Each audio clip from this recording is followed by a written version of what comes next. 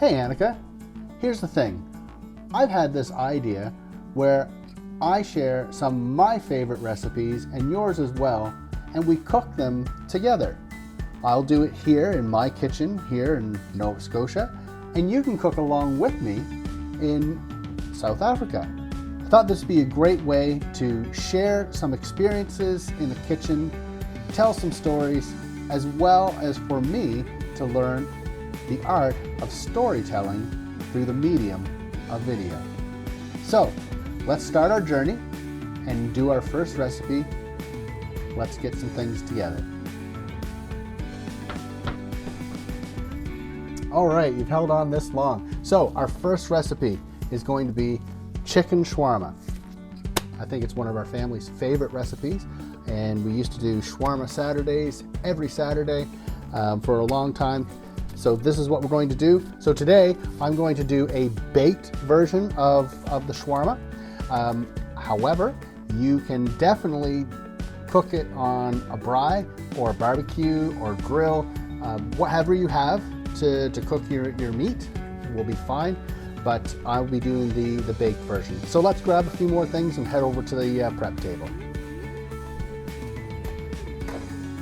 So we have, for chicken, 4 breasts, but thighs would do equally as well. Some actually say thighs are better because it's a darker meat, has a little more fat unto it, so it will impart some more flavor and be a little more tender.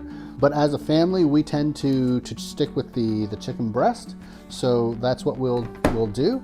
And I'll just open up the packaging.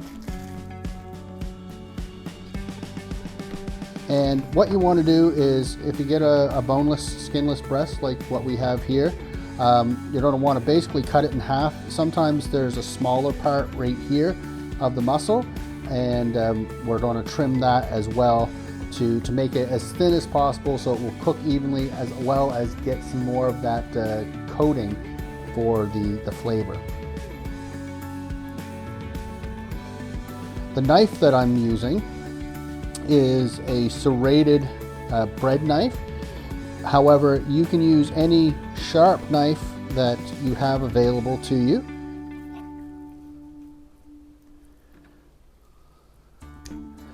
So you can see here the breast is quite thin, which is lovely. And so we have 4 breasts today, and we're just going to put it in a pot. If you're going to do this for a braai or a barbecue, you don't necessarily need to put in a pot. Typically when I'm doing a charcoal barbecue, what I like to do is I put it in a plastic bag and put the sauce in, and then I can turn the bag around and whatnot. So I'm going to continue on doing these last 3 breasts, and we'll continue on with creating the sauce. Okay, so we have our chicken in our pot, bag, whatever you're going to use to do your marinade. And now it's time to make the sauce and put it over the chicken. So we do have a few ingredients here, as you see, listed out, or not listed out, it's here on the table. We do have a few ingredients which are here on the table. So I'll just quickly run through them, and as I'm adding them, I'll tell you what amounts for 2 pounds of chicken.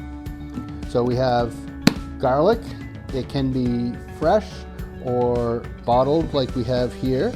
We have salt, black pepper, cayenne pepper, lemon juice, cardamom, olive oil, cumin, coriander, and smoked paprika. So let's get this going. So for the garlic,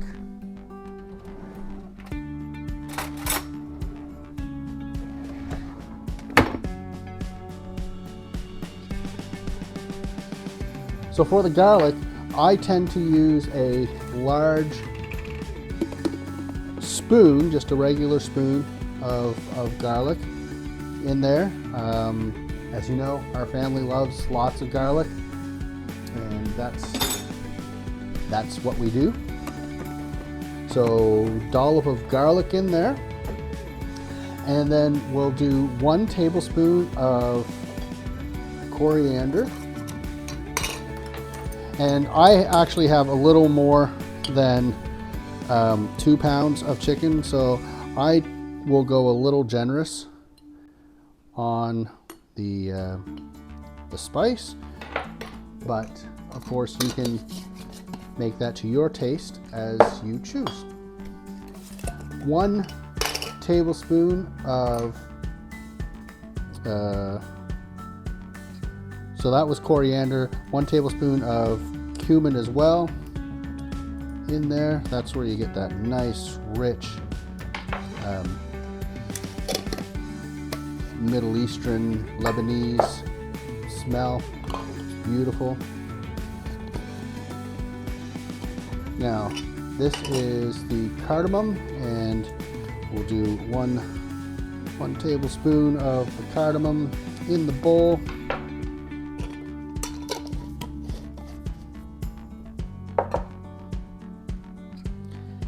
Now we're going to switch to cayenne. So we're going to dial that back and go to the teaspoon.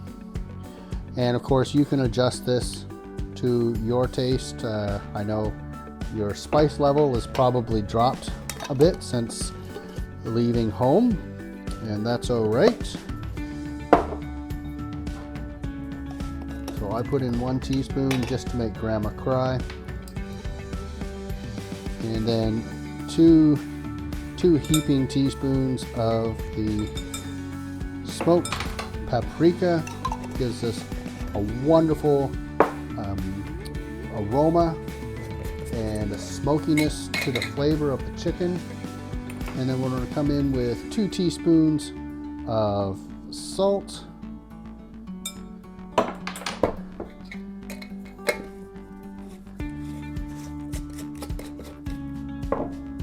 And then we have our black pepper. You can do fresh ground if you want. That's typically what I use, but just for the sake of the video. And I'll do about 1.5 teaspoons. That's not what the recipe says. The recipe says 1 teaspoon, but hey, I'm your dad. That's how I roll. So we're going to go in with 2 tablespoons of the lemon juice. I'm sure you probably have some amazing fresh squeezed lemons there on your property, or hopefully. So 1, 2, and then we're going to go in with 3 tablespoons of your favorite olive oil. You probably could change that up with an avocado oil or something else if you so choose, but that gives the olive oil, of course, gives it that Mediterranean flavoring, where everybody loves olives over there and uses it quite frequently. So now we have all of our ingredients for our sauce, and I'm going to stir that up.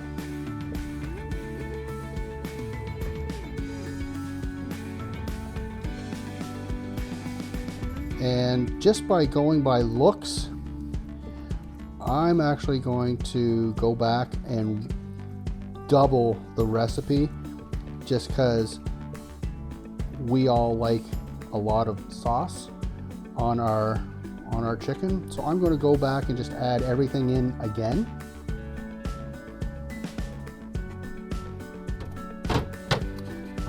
Now remember, the longer the better.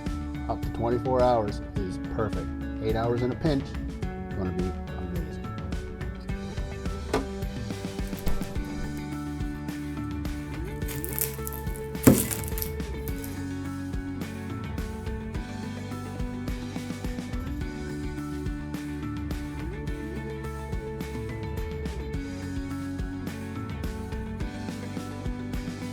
So Annika, when I'm preparing pickled onions, what I'd like to do is get my jar out, and then I'm going to put in all the additives that I want into the jar first before putting the onions and the brine in. So I have some crushed red peppers, I'm going to put that in just a little bit, because not everybody likes a lot of heat, but it just imparts a beautiful warmth to it. Caraway is Mom's favorite, or actually caraway is mine. It's cumin that your mom likes, so just put a few in there. Black pepper corns. You don't need a whole lot because it's gonna sit and that flavor is going to impart. A couple of star anise. Beautiful, isn't that gorgeous?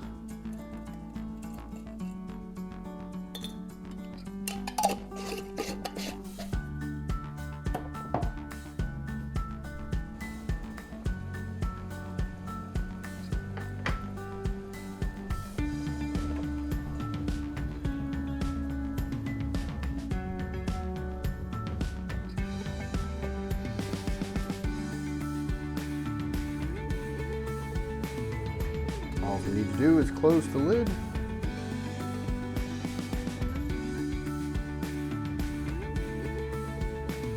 Overfilled it there a bit. Clamp it down.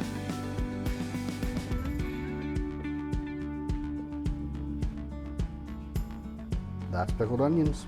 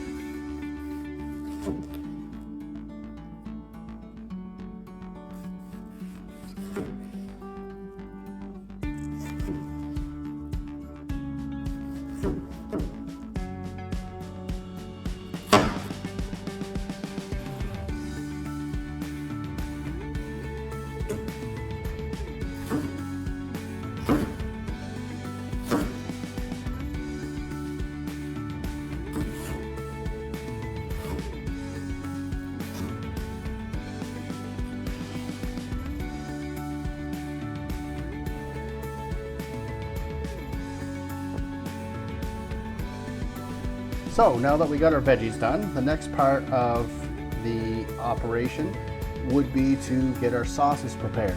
So today I'm just going to make the tahini sauce, and so I'll grab and set up for that and we'll get recording.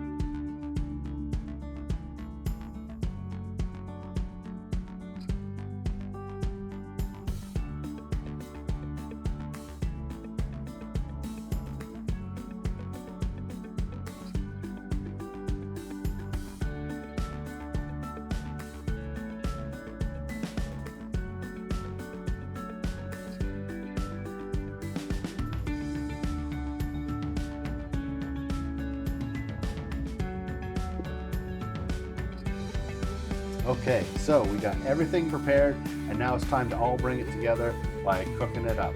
So the next step will be getting it onto a baking sheet, because I'm doing the baked version, or you could get your braai or your barbecue ready, and we're going to actually cook that chicken up and get it ready to eat. So here we go.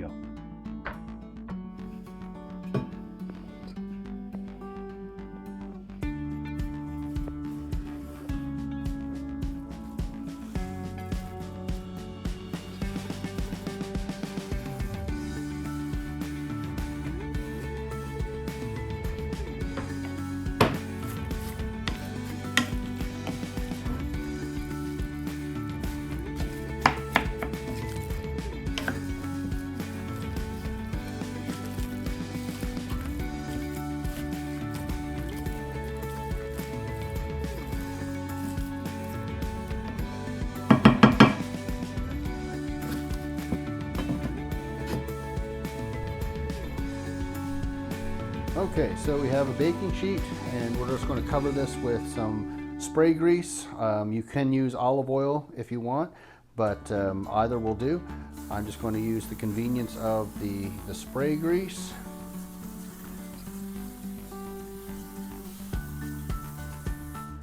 There you go. And Mom's Secret Radiant. And what I'm going to do is just take this and put the chicken on the baking sheet to get it ready to pop into the oven.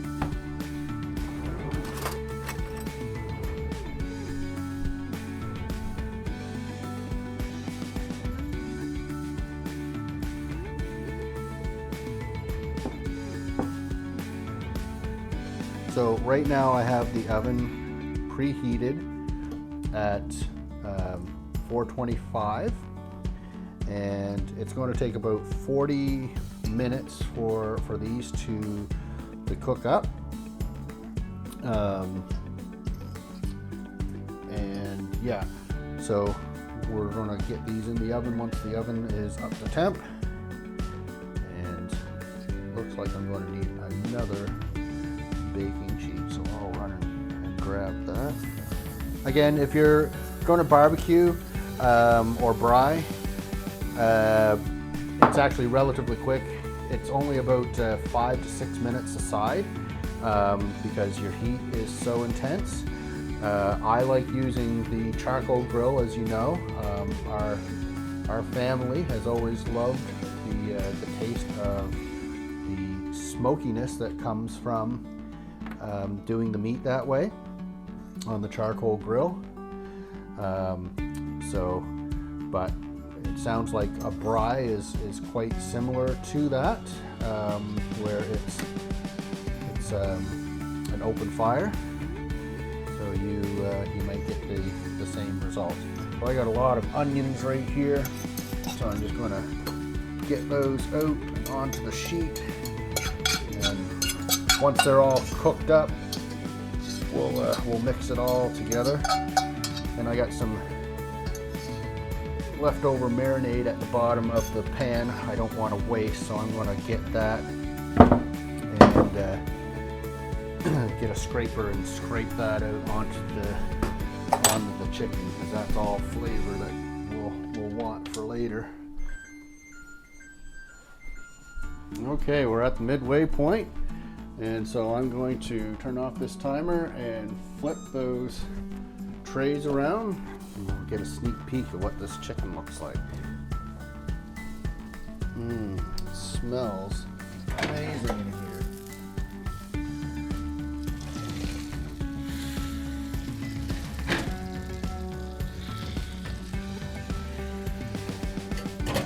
There we go. Flip those around, pop them in for another 20 minutes, and then we take them out and let them rest for 2 minutes, and then we'll cut them up. All right, so we're going to pull this from the oven and then let it rest for 2 minutes.